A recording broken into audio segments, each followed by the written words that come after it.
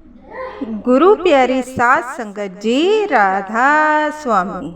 आज की मेरी साखी सुनकर आपको यकीन हो जाएगा कि हमारे जो बाबा जी हैं, सतगुरु हैं, हमारी बहुत सारी गलतियों को नज़रअंदाज भी करते हैं और हमारा साथ भी देते हैं। यानी इंसान गलतियों का पुतला है और वह बिना सोचे समझे इतनी गलतियां कर जाता है जिसे कि एक माँ बाप और एक हमारे सतगुरु वही होते हैं जो आंखें बंद कर लेते हैं। जहाँ उनको दिखता है कि उसका बच्चा गलती कर रहा है, प्यार से समझा देते हैं, लेकिन अपने बच्चे को यही बोलते हैं कि बेटा तेरा कहीं गलत ना हो। इसलिए माँ बाप और सतगुरु हमेशा समझाने का काम करते हैं। और आज की जो मेरी साखी है उसको सुनने के बाद आप समझ जाएंगे कि हम गलतियां तो करते हैं और हम सोचते हैं कि हमें कोई नहीं देख रहा,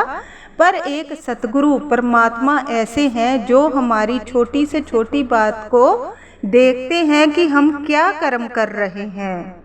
इंसान के मन का लालच जो होता है कभी ख़त्म नहीं होता। उसको भले परमात्मा कितना ही दे दे, पर उसके मन में यही चलता रहता है, अरे ये काम हो गया, अब दूसरे काम का मन में धार लेता है कि अब मेरा ये काम भी हो जाए। पर परमात्मा जो होते हैं वो हमारा साथ जरूर देते हैं। आप साखी को ध्यान से सुने। एक बार की बात है, डेरे पर एक व्यक्ति जो कि सेवा करता था, सेवादार था, उसको क्या सेवा दी गई थी, उसको बोला गया था कि ये जो लंगर घर है वहाँ की चौकीदारी उसको करनी है। यानी रात के समय सारी रात वहाँ पर पहरा देता था और निगरानी रखता था। और उसके घर में उसकी पत्नी और 2 बेटियां थी। वह घर में बहुत खुशहाल था, पर उसके मन में हर समय लालच भरा रहता था। यानी उसके मन में तृप्ति नहीं थी। भले सतगुरु ने उसको बहुत दे रखा था, अच्छा रह रहा था, खा रहा था, पर फिर भी उसके मन में ऐसा आता रहता था कि मेरे पास ये चीज़ है, अब ये भी ले लूँ, ये भी ले लूँ। मन का लालच खत्म नहीं हो रहा था। उसके मन में एक बार आता है कि यह जो मुझे यहाँ से तनख्वाह मिलती है उससे तो मेरी केवल दाल रोटी ही चल रही है।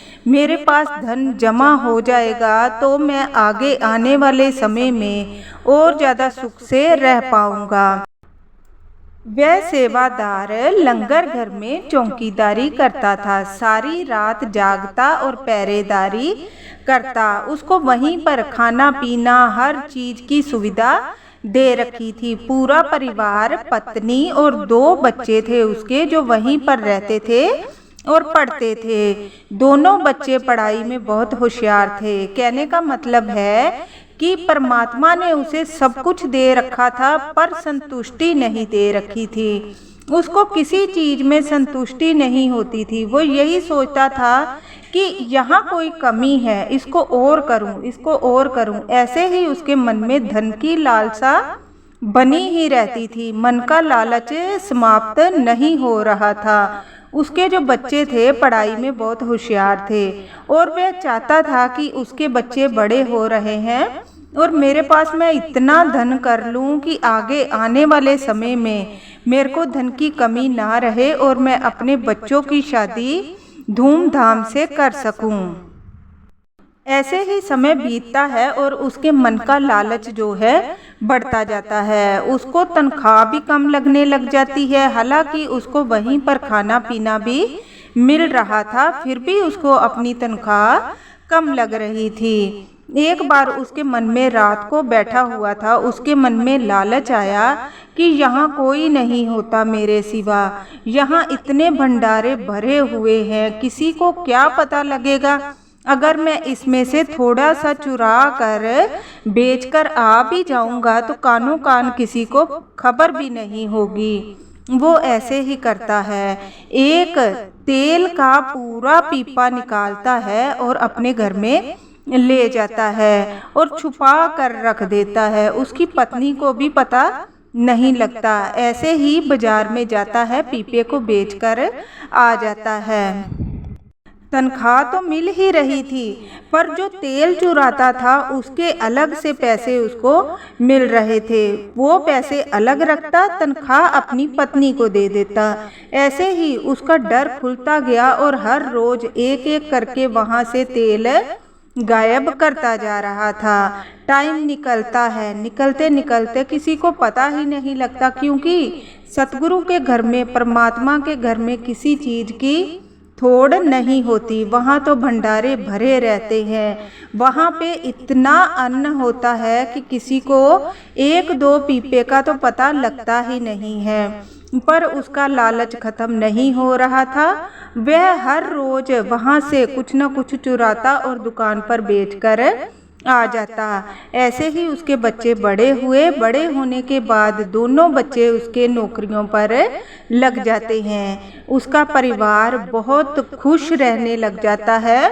और जब बच्चे नौकरियों पर लग जाते हैं, अपने पैरों पर खड़े हो जाते हैं, तो वह फिर भी नौकरी कर रहा होता है। बच्चे अलग अलग स्टेट में जाते हैं और नौकरी करते हैं। डेरे में बस पति पत्नी दोनों ही रहते हैं। एक बार रात को वह क्या करता है, जब अंदर जाता है अन्न का, जैसे उसने पीपा उठाया और उठा के बाहर आने लगता है, तो सतगुरु मेरे बाबा जी वहीं पर उसको गेट पर खड़े दिखते हैं। वो देखता है कि कहीं मुझे गलती तो नहीं लग रही।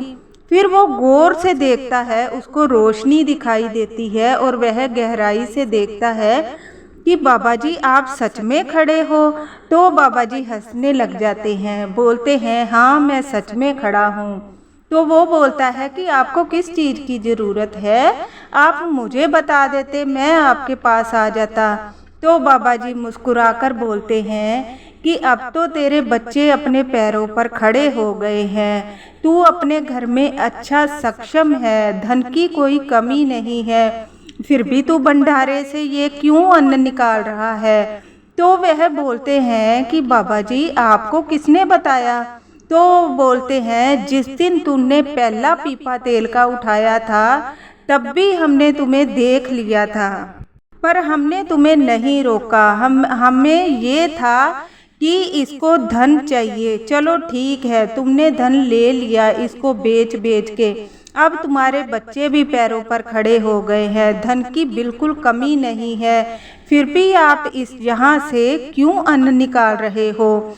यह तो लंगर घर है, सबके खाने के लिए यहाँ पर रखा गया है। उसकी आंखों में आंसू आ जाते हैं और बाबा जी के पैरों में गिर जाता है। गिरकर बहुत रोता है और बोलता है कि बाबा जी मेरे से बहुत बड़ी गलती हो गई, मुझे माफ़ कर दो। तो बाबा जी बोलते हैं माफ़ तो हम तुम्हें कर देंगे, पर तुम्हारे मन का लालच जब तक आप खुद ख़त्म नहीं करोगे तब तक नहीं ख़त्म होगा।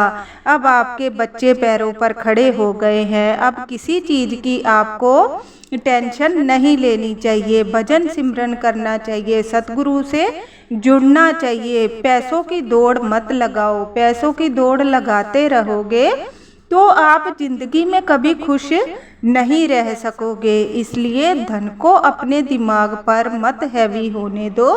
भजन सिमरन करो। भजन सिमरन करोगे तो हर चीज़ का लालच तुम्हारे अंदर से समाप्त अपने आप होता जाएगा। इसलिए भजन सिमरन जरूर किया करें, तभी आपको पता लगता है कि क्या आप गलत कर रहे हैं, क्या सही कर रहे हैं। तो वह बोलता है ठीक है बाबा जी। वह भजन सिमरन से जुड़ जाता है। राधा स्वामी।